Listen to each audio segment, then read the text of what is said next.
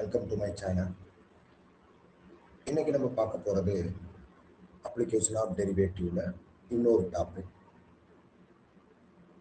Last வீடியோவில் critical number பார்த்தோம்.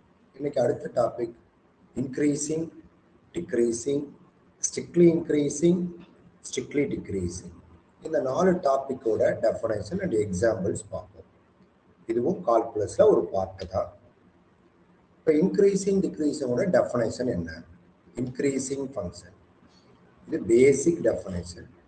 A function f of x is said to be an increasing function in an interval I if a less than b, which implies f of a less than or equal to f of b, then it is increasing.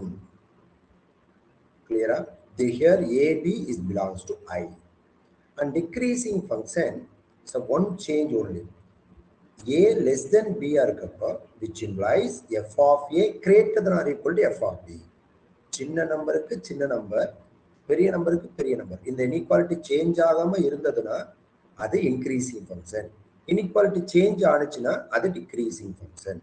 இப்போ இது என்ன எழுதியிருக்க அப்படின்னா, இங்க நம்ம introduction பார்க்குறப்பயே increasing function, strictly increasing, decreasing function, strictly decreasing அப்படின்னு பார்க்கணும். இப்போ இன்க்ரீசிங் ஃபங்க்ஷன் சொல்லியாச்சு. இந்த ஈக்குவல் இல்லை அப்படின்னா அது ஸ்ட்ரிக்ட்லி இன்க்ரீசிங். அதே மாதிரி இங்கே அந்த ஈக்குவல் இல்லாம கிரேட்டர் தென் மட்டும் இருந்தா அது ஸ்ட்ரிக்ட்லி டிக்ரீசிங். Strictly decreasing. கரெக்டா? ஓகேவா? It's a basic definition. அடுத்தது நெக்ஸ்ட் நம்ம என்ன பார்க்க போறோம் அப்படின்னா, ஃபர்ஸ்ட் டெரிவேட்டிவை யூஸ் பண்ணி எப்படி strictly increasing, strictly decreasing, increasing decreasing எப்படி பார்க்கறது அப்படின்னு பார்க்க போறோம். இது using first derivative, how to find increasing and decreasing. Working rule. It's very important rule. First find f dash of x, then f dash of x is equal to 0, and then we get x is equal to c1, c2. This is critical point definition.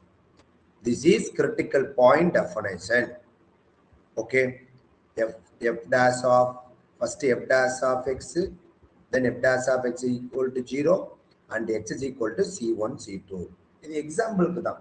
ஒரு critical number வரலாம், 2 critical number வரலாம், 3 critical number வரலாம், எது வேணுமா.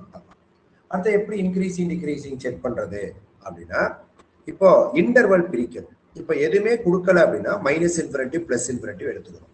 ஏதாவது கொஸ்டின்ல கொடுத்திருந்தா அந்த இன்டர்வலை a, b அந்த இன்டர்வலை எடுத்துக்கணும். அப்ப இங்க 2 கிரிட்டிக்கல் நம்பர் வந்தா 3 இன்டர்வலா பிரியும்.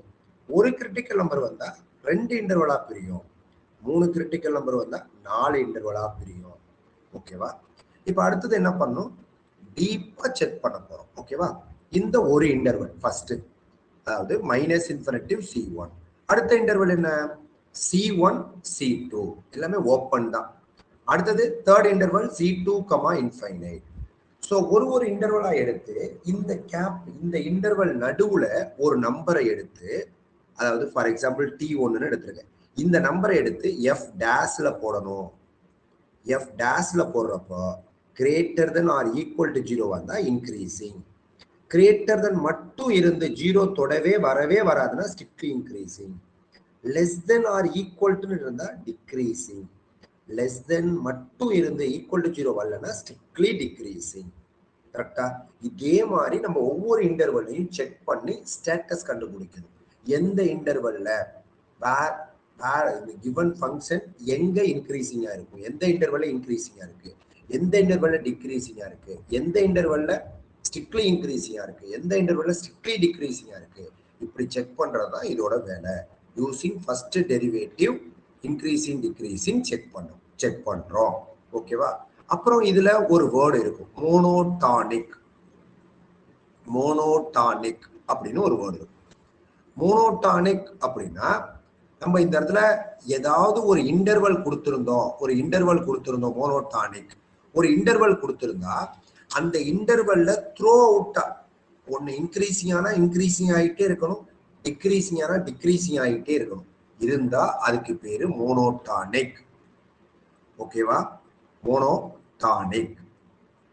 ஆனா இன்னொரு இடத்துல எங்கேயாவது நம்ம பார்ப்போம் மோனோடானிசிட்டி அப்படின்னு பார்ப்போம். டிஸ்கஸ் த மோனோடானிசிட்டி அப்படின்னா இந்த டிஸ்கஷன் எங்க இன்க்ரீசிங் எங்க டிக்ரீசிங் அப்படின்னு டிஸ்கஷன் பண்ணணும். அதுவே மோனோடானிக்னு கேட்டா கொடுத்துருக்க இன்டர்வல்ல either increasing or decreasing in throughout the interval, அதுதான் மோனோடானிக்.